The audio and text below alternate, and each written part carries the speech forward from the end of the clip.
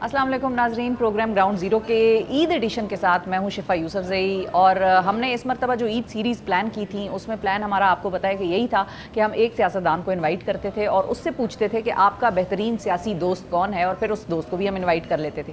अब आज जो हमारे गेस्ट्स हैं वो दोनों बड़े ही अनकन्वेंशनल इस तरीके से हो गए हैं और बड़े ही दलेर हैं मेरे दानिस्त में कि इन्होंने बड़े अरसे से जिस किस्म की सियासत की उन सियासी जमातों को दोनों हमारे आज के मेहमानों ने छोड़ा, और एक वक्त आया कि जब दोनों की ही सियासत एक जैसी होती नज़र आई, इनका नज़रिया एक जैसा नज़र आया हमें। और अलबत्ता सियासी जमातें डिफरेंट थी लेकिन नज़रिया एक हो गया, और उसके बाद फिर इनकी ज़िंदगी के जो फैसले पिछले कुछ माजी करीब में देखने को मिले वो भी एक जैसे हो गए। अब मैं अपने पहले मेहमान का तारुफ कराती हूँ, और तारुफ भी हम उसी तरह कराएंगे जिस तरह से हम यूजुअली अपने ईद के प्रोग्राम्स में कराते हैं। हमारे पहले मेहमान हैं सीनियर सियासतदान, मरी की जान, साबिक वज़ीर आज़म पाकिस्तान, और इनके बग़ैर है पाकिस्तानी सियासत में उदासी। हमारे साथ हैं शाहिद खाकान अब्बासी। अस्सलाम वालेकुम सर, प्लीज़ वेलकम।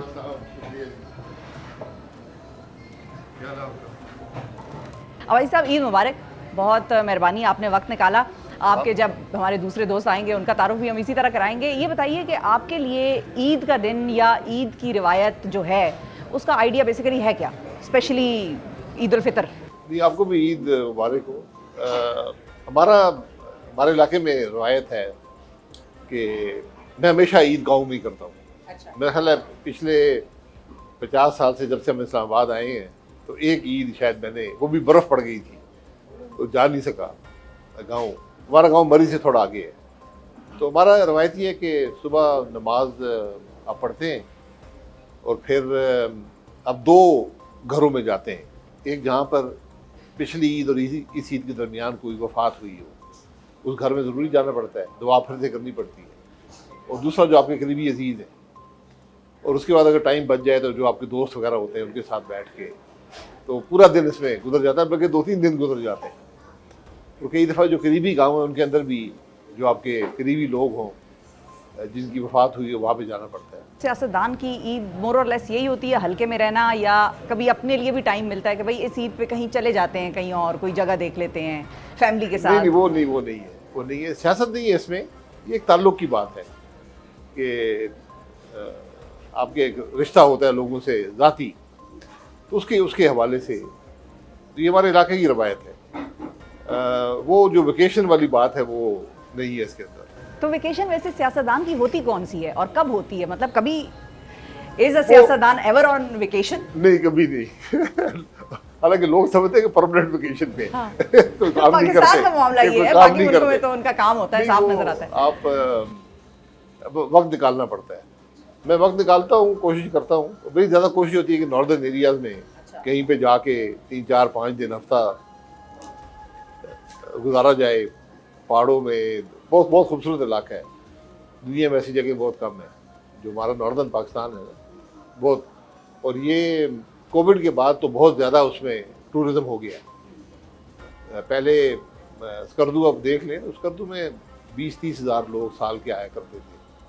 अब वो बात लाखों में 20-30 लाख में चली गई। तो बहुत ज़्यादा फ़र्क पड़ गया। उसके नुकसानात भी हैं कि वो जो एक मशरूम ग्रोथ हो गई है उससे खराबी पैदा होती है इलाके में। उसको कंट्रोल करना चाहिए। लेकिन अब लोग आते हैं सारे पाकिस्तान से, देखते हैं, बहुत खुश होते हैं, और फैसिलिटीज़ बन गई हैं, होटल्स बन गए हैं, रेस्टोरेंट्स बन गए हैं, सड़कें। आपका फेवरेट स्पॉट है क्या वैसे वेकेशन के लिए, या कोई भी दुनिया का कोई भी इलाका हो सकता है, पाकिस्तान से भी हो सकता है? You can pick one place. नहीं, हर जगह की अपनी एक यूनिक बात होती है। और मैंने दुनिया बहुत देखी है। मेरे ख्याल है 150 से ज़्यादा ममालिक, शायद 167 ममालिक मैंने देखे हैं। मुझे शौक, एक मेरा ये एक ही शौक़ है।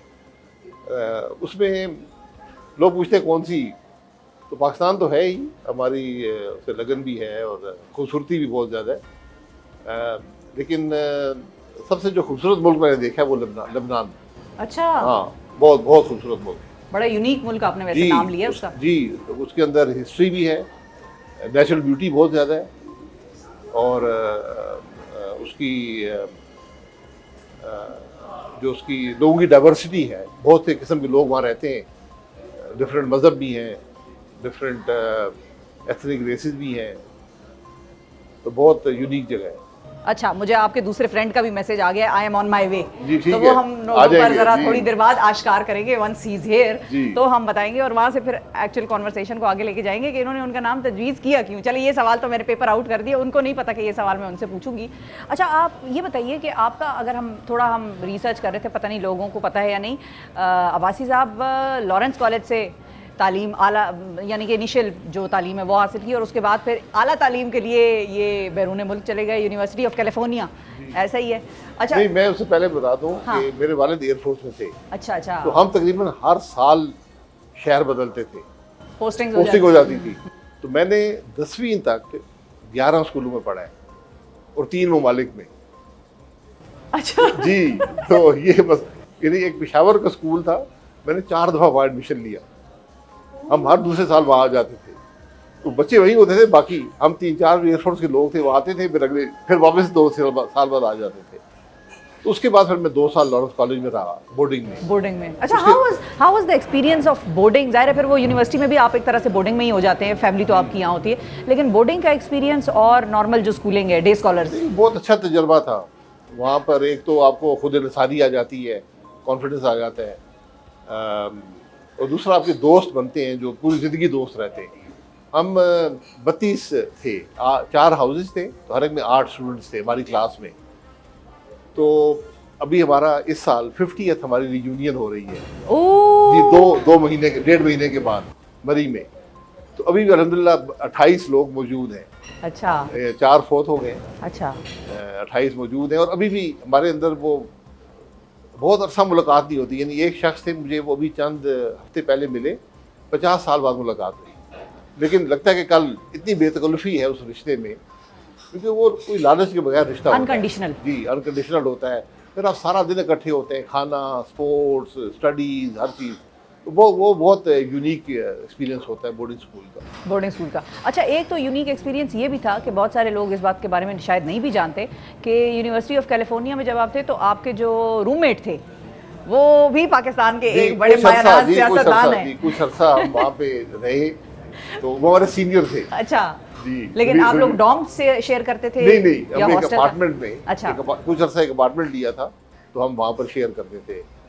तो नवीद कमर साहब उनका नाम था, बल्कि हमारे तीसरे दोस्त थे, वो भी पाकिस्तान में बड़े ओहदों पर रहे। वो इंजीनियर थे, तो PTCL में भी वो चेयर में MD पे रहे। जब ये मोबिलिंग शुरू हुआ उसके भी MD थे। बहुत लायक आदमी है, बहुत कामयाब, जुनैद खान उनका नाम है।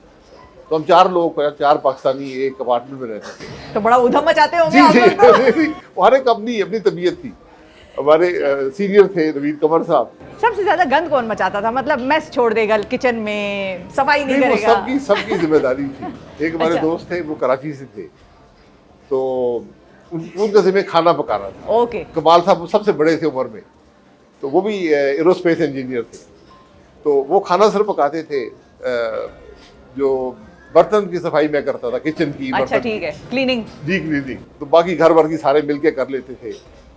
तो बड़ा अच्छा है वो। तकरीबन हम 1-1.25 साल 1.5 साल इकट्ठे थे। अच्छा, तो नवीद कमर साहब की क्या रिस्पॉन्सिबिलिटी थी, उनकी क्या ड्यूटी नवीद थी? कमर साहब कोई काम नहीं वो उधर भी नवीद कमर साहब ही थे? नवीद कमर साहब कोई काम नहीं करते थे, बल्कि उनको बड़ी इज्जत देते थे, हमारे बड़े भाइयों की तरह। और चाय बनाकर उनको बिस्तर में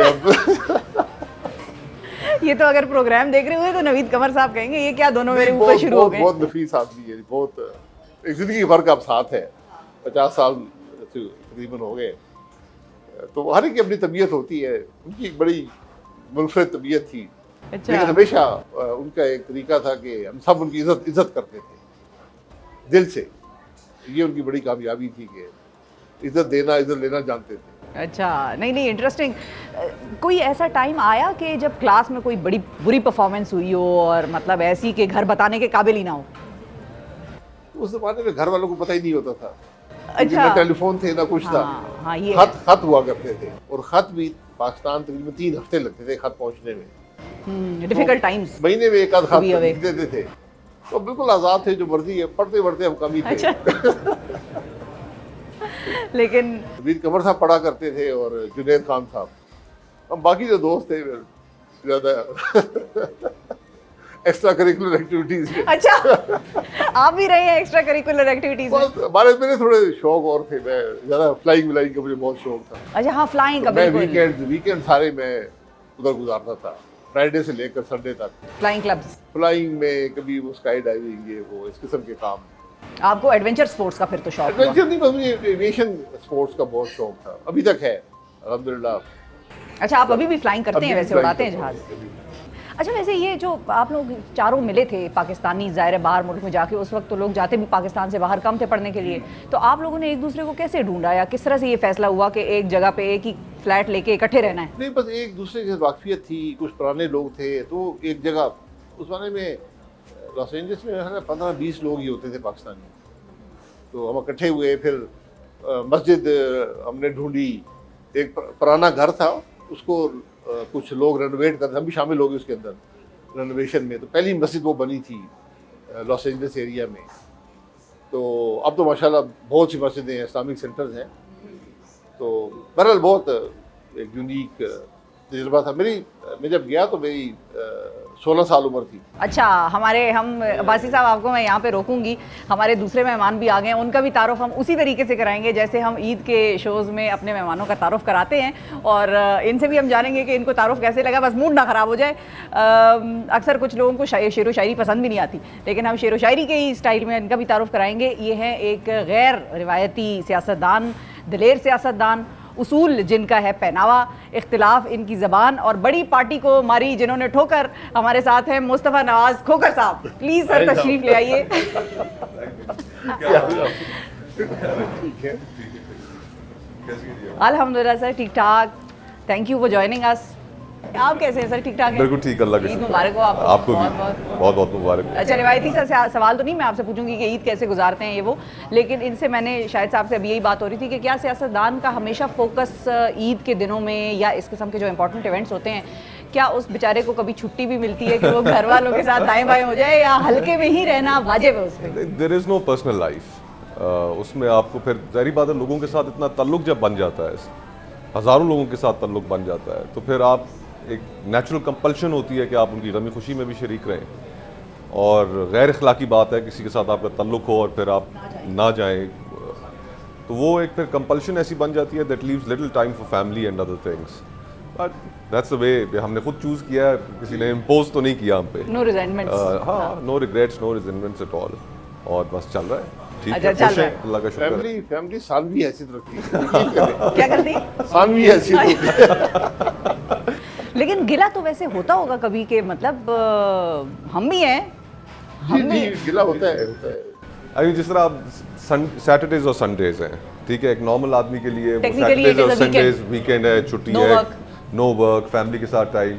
यहाँ पर सैटरडेज संडेज को आपने 40वें में भी जाना है, आपने शादियों में भी जाना है, आपने फातह खानियों में भी जाना है, तो वो बाकी जो वीकडेज होते हैं उसमें फैमिली, बच्चे खुद बिजी होते हैं अपनी स्कूलिंग में और इधर उधर, लेकिन क्या करें, लेकिन करना है, ठीक है। बिजी जो डेज होते हैं ना, वो वीकेंड होते हैं, लोगों को समझ नहीं आता। सबसे बिजी हमारा सैटरडे संडे होता है। सैटरडे और संडे, सफर भी, मिलना, इधर उधर बहुत से इवेंट्स होते हैं।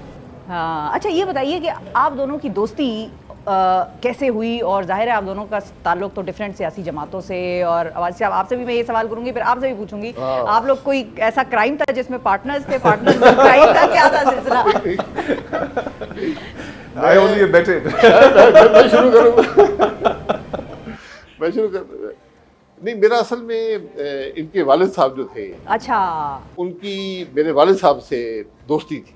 ओके। मेरे वालिद साहब उनसे बड़े थे, तो उनकी काफ़ी आपस में एक किस्म का भाईचारा था। तो मैं जब सियासत में आया तो खोकर साहब जो थे वो असेंबली में थे, उस असेंबली में नहीं आए थे, अगली में 90 में आए थे, उस डिप्टी स्पीकर बने थे। तो बड़ा मेरा ख्याल करते थे हमेशा। उनकी तबीयत में कुछ सख्ती भी थी और कुछ नरमी भी थी, बड़ी एक यूनिक उनकी तबीयत थी, सख्ती भी इंतहा की थी और नरमी भी इंतहा की थी। और एक उनका था कि जब बात कर देते फिर तो खड़े रहते थे। अच्छा, ठीक है, उसूली, मतलब असूल पे, मतलब अगर उन्होंने बात कर दी फिर गलत भी हो ना, उसमें वो फिर हटते नहीं थे, उस पर कायम रहते थे। उसकी बहुत सी मिसालें हैं जो आदमी कह सकता है। तो उनसे एक ताल्लुक रहा, लेकिन वो भी एक रिस्पेक्ट का रिश्ता था। बड़े थे तो वो एक थोड़ा डिस्टेंस होता है उसके अंदर। फिर वो सियासत मुस्तफ़ा साहब आ गए, तो इनसे मेरा उनकी वजह से रस्मन गुजरते हुए मुलाकात हो जाती। मेरा भी रिस्पेक्ट वाला ही ताल्लुक था अंटिल मिफ्ता साहब उन्होंने तमाम हिजाब दूर कर दिए। नहीं, ये तो बिल्कुल हमारा ताल्लुक था कि मिल गए किसी मीटिंग में, किसी आमना सामना हो गया, तो ये बहुत इज्जत के साथ मेरे साथ में, बहुत ज़्यादा। तो मेरा भी इनसे वही था, लेकिन मेरा तो ये वास्ता नहीं था। लेकिन पिछले 2 साल में इनसे फिर ज़्यादा ताल्लुक शुरू वो फिर हुआ। आप लोगों की जिंदगियों के रास्ते जो है वो इकट्ठे हो गए नहीं, ना। फिर नहीं, मेरे लिए मैं जेन्युइनली इनकी बहुत रिस्पेक्ट करता हूँ, और मैं ये समझता हूँ कि पाकिस्तान में जो फ्यूचर के सियासतदान है ना, इनका उसके अंदर बहुत बड़ा रोल होगा, आप देखेंगे। तो क्योंकि मुस्तफा इनके साहब, अंदर उस तमाम इंग्रीडियंट्स मौजूद हैं जो ज़रूरत है आज की सियासत के लिए। मुल्क में आज इन जैसे 10-15 लोग हों तो आपका मुल्क चल पड़ेगा। तो मुस्तफा साहब, अब्बासी साहब ने तो आपकी तरफ जो ज़ाहिर है दस्ते शफ़क़त कह लें इसको, या दोस्ती कह लें, या एक बड़े का जिसको कहते हैं ना कि एक आपका मेंटर होना चाहिए, कोई आपको गाइड करता है, you look up to him. आपका इनकी तरफ रुझान या झुकाव किस तरह से हुआ, of all those people around you? जी, जिस तरह शाहिद भाई ने कहा, पेरेंट्स न्यू ईच अदर, इनके वालिद का और मेरे वालिद का ताल्लुक़ था। फिर उसके बाद हमारी शनासाई रही, और फिर उसके बाद मैंने जो ज़्यादा कुर्बत हुई वो हमारे म्यूचुअल फ्रेंड जो है मिफ्ता साहब, उनके थ्रू ज़्यादा। उनका नाम बड़े मिस्टीरियस तरीके से हमारी कॉन्वर्सेशन में आया है, आप लोग बताएं। मेमनो के मंडेला ये उनका एक निकनेम है। मेमनो का मंडेला। जी हाँ। नहीं, ये उनका अपना क्लेम है। अच्छा, ओके, ठीक है, ठीक है। तो फिर हमारी काफ़ी मुलाकातें रहीं। उसके अंदर ज़ाहिरी बात है शायद भाई प्राइम मिनिस्टर भी रहे, एक फिर लोकल हवाले से बतौर पॉलिटिशियन भी एक जो रस्म व रवाज रहे जानता था। तो उसमें एक अच्छी पर्सनालिटी, एक काम से काम रखने वाली पर्सनालिटी, कोई इधर उधर की बातें नहीं, और फोकस्ड, सादा तबीयत है। बोरिंग सी स्टोरी है, बड़ी बोरिंग स्टोरी है, कुछ मजा चस्का नहीं आया हमें। लेकिन हमने अब्बासी साहब की तो थोड़ी करिकुलर और एक्स्ट्रा करिकुलर एक्टिविटीज के बारे में जाना। अब आपको जिंदगी ने कोर्ट में पढ़ने के फजाइल से हमकनार होने का मौका नहीं दिया, क्योंकि आप बोर्डिंग में चले गए डायरेक्टली। नहीं, जिंदगी का एक ऑब्वियसली एक एज में इंसान एक्सपीरियंसेस से गुजरता है। हाँ, लेकिन आप नहीं गुजर पाए ना, यही तो मेरा सवाल है कि नहीं, बहुत अच्छा बोर्डिंग में इंसान काफ़ी चीज़ें सीख लेता है। अच्छा, क्योंकि हसन अब्दाल कैडेट कॉलेज और लॉ तो चले बाद में आपने किया बाहर जाके, लेकिन जो वो वाला एक टाइम है, वो सारी शरारतें इंसान वहीं सीखता है उसी दौर में। और एक ऐसा एनवायरनमेंट होता है कि जिसमें बस आपकी एक दोस्त हर वक्त आपके साथ मौजूद होते हैं वो। और फिर उसके बाद ज़िंदगी में बिल्कुल I actually went down the wrong path बहुत हद तक, और फिर किसी तरीके से I don't know how it happened, लेकिन फिर दूसरा रास्ता इख्तियार किया, वरना तो मैं काफ़ी अपना बेड़ा गर्क कर लिया था। ओह अच्छा, बस फिर कोई एक शायद ऐसा होगा जिसने उस तरफ से जरा वापस खिसकाया कि भाई ऐसे आ कितने चले हैं। तो लेकिन जिंदगी लर्निंग एक्सपीरियंसेस है, बिल्कुल, गुड एंड बैड सब चलता है इकट्ठा। ये एक एक्चुअली लर्निंग कर्व भी इंसान का यही होता है कि जब तक आपको एक झटका ना लगे तो आपकी अकल पे चीज़ आती नहीं है कि ये मैं क्या कर रहा था या कर रही थी। अच्छा, ये बताइए मुस्तफा साहब के जब हम ये कहते हैं कि बोर्डिंग और नॉन बोर्डिंग, ये एजुकेशन का डिफरेंस किस हद तक फ़ायदा देता है लोगों को? आपको बोर्डिंग कैसा लगा या नॉन बोर्डिंग जब आप डे स्कॉलर रहे होंगे? या देखिए, मुझे तो personally I was sent to boarding when I think I was young, I was 13 years old at that time, और मुझे नहीं अच्छा लगा। अब मेरे अपने बेटे बोर्डिंग में, अब आपको बड़ा अच्छा लग रहा है? और लेकिन मैंने उनको भेजा कि जब वो 16 साल की उम्र के हो अच्छा, ठीक है। तो मेरे ख्याल से यंग एज और इससे भी बहुत कम उम्र में बच्चे जाते हैं, 7-7, 8-8 साल की उम्र में भी बच्चे जाते हैं, 11 साल की उम्र में भी जाते हैं। तो आई थिंक वो ज़रा एक काफ़ी जल्दी होता है। तो 16 साल की उम्र में मेरा जो एक्सपीरियंस है अपने बच्चों के साथ, अब वो बोर्डिंग में और 16 साल की उम्र में होने की वजह से आई थिंक वो अपनी काफ़ी चीज़ें बेहतर हैंडल कर सकते हैं, एज अपोज टू एक 13 साल का बच्चा जिसको कुछ समझ नहीं होता, बस रगड़ा ही खा रहा है, कभी इधर से बुली हो रहा है, कभी वहाँ से बुली हो रहा है। I didn't like that. तो बाकी एक डिसिप्लिन थोड़ा सा आ जाता है आपकी ज़िंदगी में, it prepares you for the life ahead. I think रगड़ा खा के वैसे जो सबक सीखता है इंसान वो कम ही सीखा जाता है। बंक कितना किया वैसे आपने? बंक किया कोई? हाँ हाँ भाग भाग जाना, गायब हाँ, हो जाना, हाँ, पीछे से ओहो, घर कॉलें चली गई, ओ ओहो, खोकर साहब का जी, पुत्र जी, गायब जी, हो गया है, जी, ढूंढो। जी जी, ये मैंने बहुत किया और शरारतें ऑफ कोर्स करते थे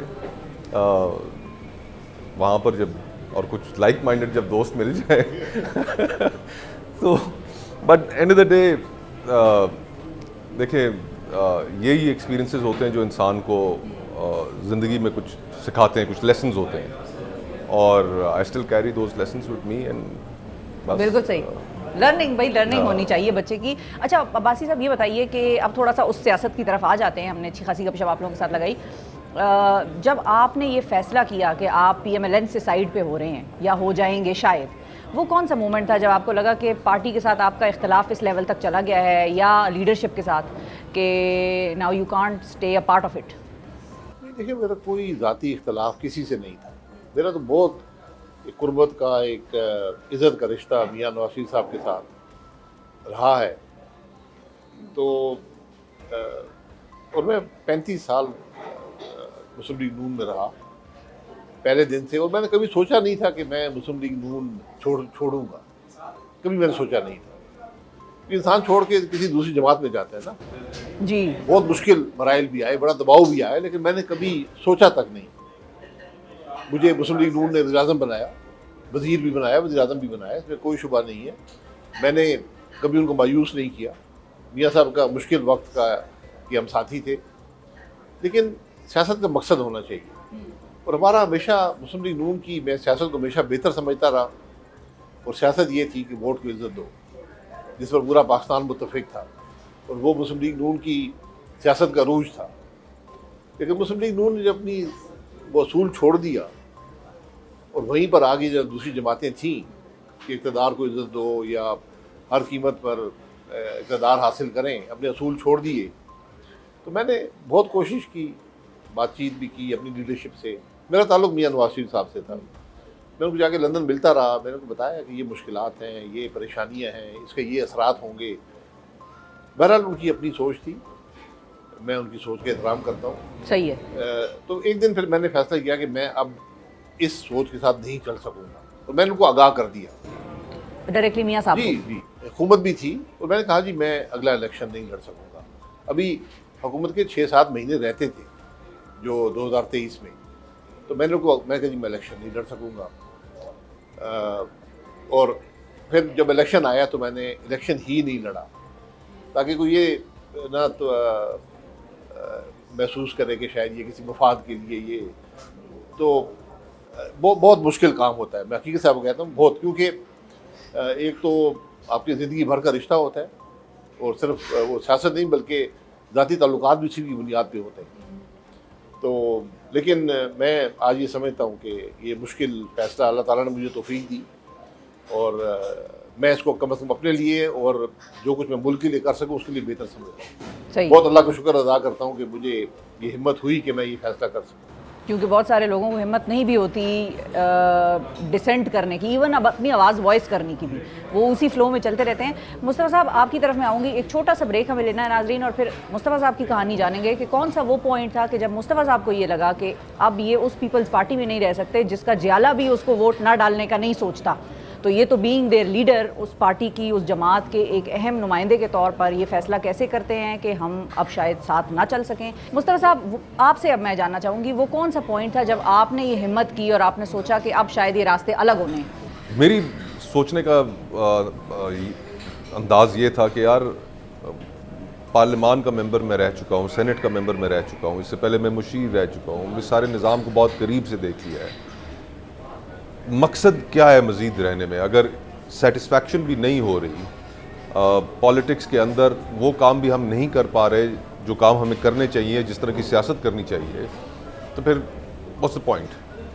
तो इवेंट्स 2-3 सालों से चले आ रहे थे, बिल्डअप हुआ और फिर अल्टीमेटली एक दिन मुझे खुद ही उनकी तरफ से कह दिया गया कि जनाब अपना इस्तीफ़ा दें। और हालांकि इससे पहले जिन जिन लोगों से इस्तीफ़ा मांगा गया, किसी ने इस्तीफ़ा नहीं दिया, क्योंकि अगर आप सेनेट के मेंबर हैं तो आपसे इस्तीफ़ा कोई ले नहीं सकता कानूनन और आइन की रूह से। तो लोगों ने नहीं दिए थे माजी में, लेकिन जैसे ही मुझसे मांगा गया मैं भी तंग बैठा था और मैंने कहा जी बहुत बहुत शुक्रिया, अस्सलाम वालेकुम।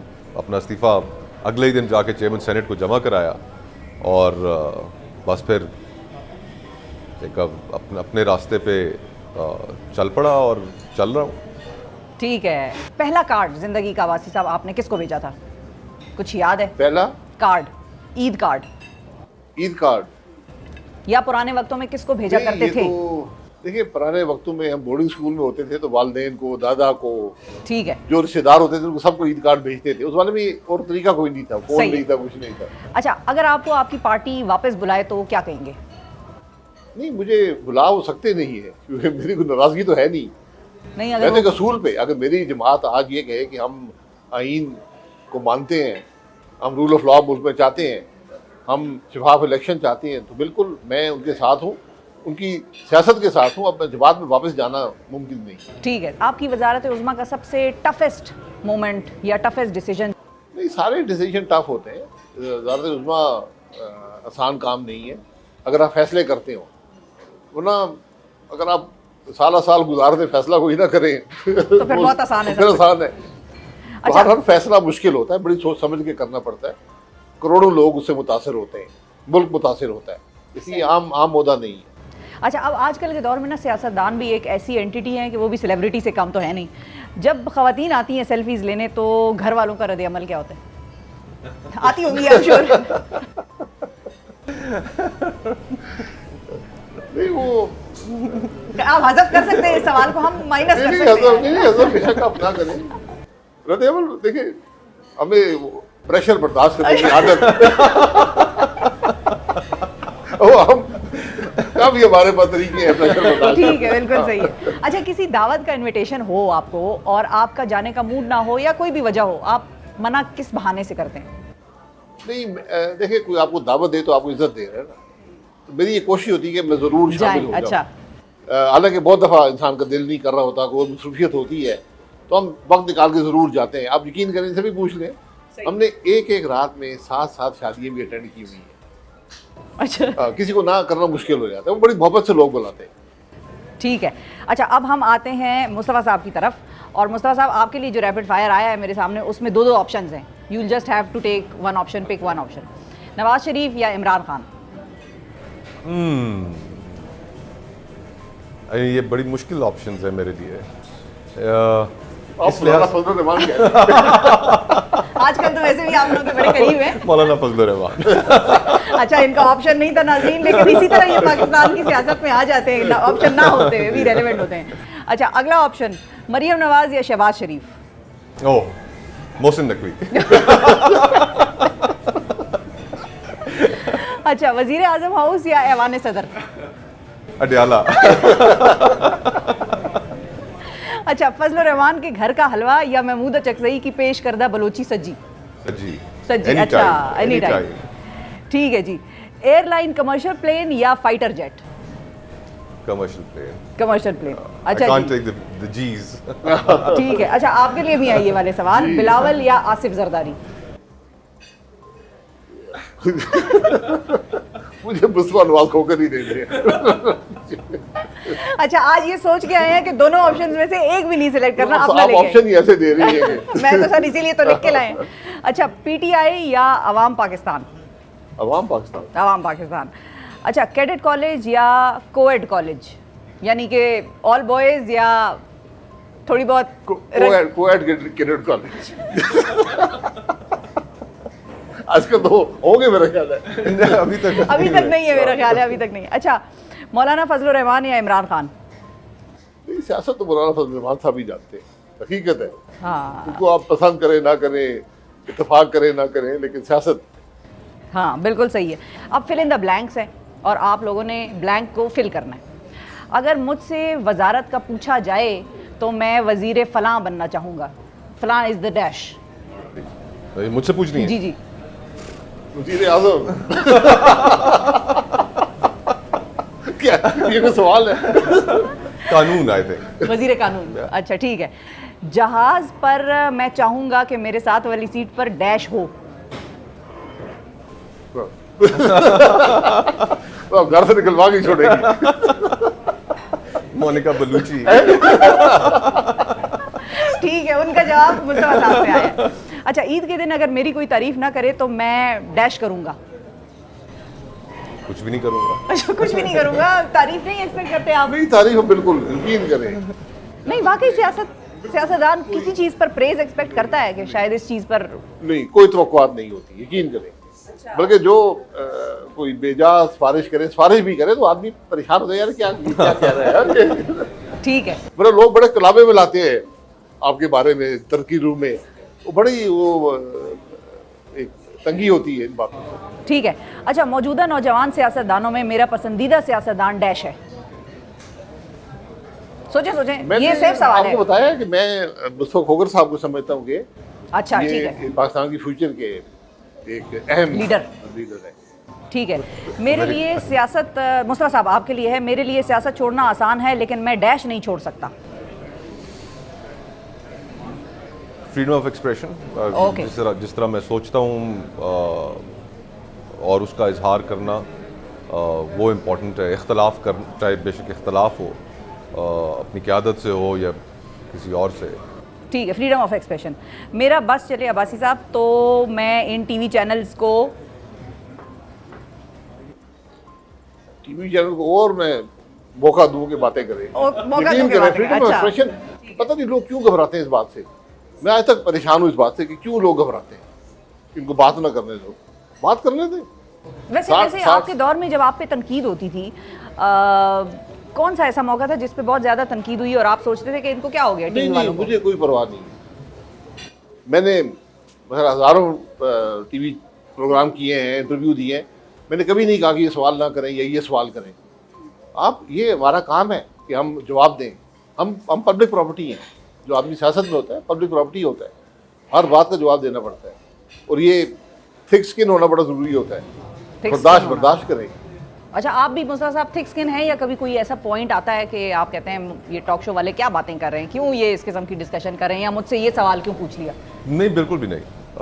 वही कि एक तो थिक स्किन्ड हो गए हम इतना अरसा सियासत में रह के, और दूसरा कोई ऐसी चीज़ है नहीं कि जो इंसान सोचे कि यार कि नहीं पूछनी चाहिए। क्यों नहीं पूछनी चाहिए? अगर पूछने वाला पूछ रहा है तो वो शायद इस मकसद के लिए पूछ रहा है कि ज़्यादा क्लैरिटी आ जाए किसी इशू पर, लोग जान जाएं। उसमें रुकावट बनने की और चीज़ें छुपाने की ज़रूरत क्या है? जिस तरह आप सोचते हैं उसी तरह बयान कर दें। लोगों को पसंद आई तो ठीक, नहीं पसंद आई तो नहीं। इसमें ठीक है, बहुत शुक्रिया अदा करेंगे। मुस्तफ़ा नवाज़ खोखर साहब नाजरीन हमारे साथ मौजूद थे, शाहिद ख़ाक़ान अब्बासी साहब हमारे साथ मौजूद थे। आपने हमारी ईद की गपशप सुनी। हमने सोचा कि आज इन सियासतदानों को जिनको आप अपने टीवी चैनल्स पे देखते हैं, कम से कम इस ईद में हम इनके हवाले से भी बात करें कि ये भी एक इंसान है और इनको सियासतदान ही सिर्फ ना समझे, और इनकी भी पर्सनल लाइफ, इनका बैकग्राउंड, इनकी स्कूल एजुकेशन कैसे थे ये, और कौन सी शरारतें करते थे, ये आपके सामने रखें, ताकि अगली दफ़ा जब आप वोट दें तो आपके जहन में हो कि ये। लेकिन अभी हमने बहुत सी शरारतें नहीं बताई। लेकिन ये पहली दफा है कि किसी टीवी एंकर हमें इंसान समझे।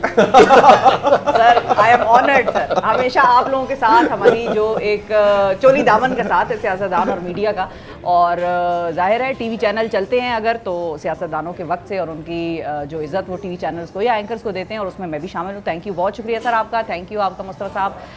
नाज़रीन, ईद का मौका है और ईद के दिन हमने रमज़ान जिस चैरिटी के साथ गुजारा, हमने जिस तरह से लोगों को याद रखा, अपनी मोहब्बत, अपने जो मुआश है उसमें, ईद के दिन भी ये ना भूलिए कि रमज़ान का एक जो बेहतरीन लेसन था वो यही था कि बांट कर खाएँ, मिल कर खाएँ और दूसरों को याद रखें। सो ईद के मौके पर भी दूसरों को याद रखें, अंडर प्रिविलेज्ड को याद रखें। मुझे इजाज़त दीजिए, अल्लाह हाफ़िज़।